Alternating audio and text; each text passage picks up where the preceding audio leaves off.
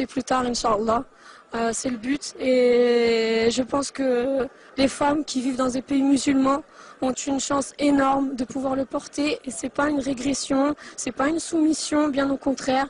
On le fait parce qu'on en a envie, on le fait avant tout pour Allah Azza wa Jal. On ne le fait pas pour son mari, on le fait pour nous-mêmes, pour se protéger du regard de l'homme, parce que c'est pas une, c'est une obligation, c'est pas une pseudo-possibilité, on peut, on ne peut pas.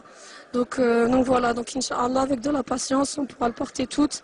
Et vraiment, je veux passer le message par rapport aux personnes qui sont dans des pays musulmans, qu'elles ne pensent pas que porter le voile, c'est une soumission. Bien au contraire, il y a de nombreuses femmes qui sont voilées, mais qui font énormément de choses pour leur communauté, qui ne sont pas soumises, qui sont dans des associations.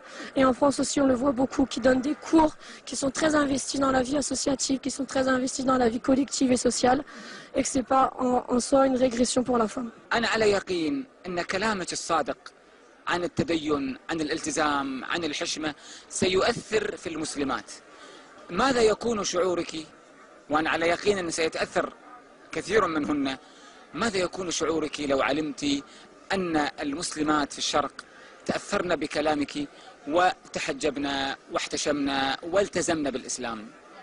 Inch'Allah, des sœurs pourront le porter suite à ce que j'aurais pu dire. Et peut-être venant d'une convertie, ce sera encore un autre poids.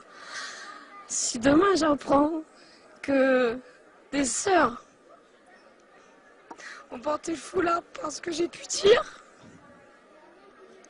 alhamdoulilah, alhamdoulilah.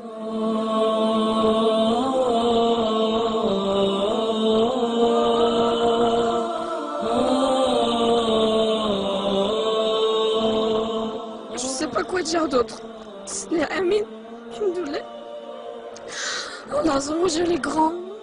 Peut-être qu'il faudra de la patience pour que ça revienne, que les femmes puissent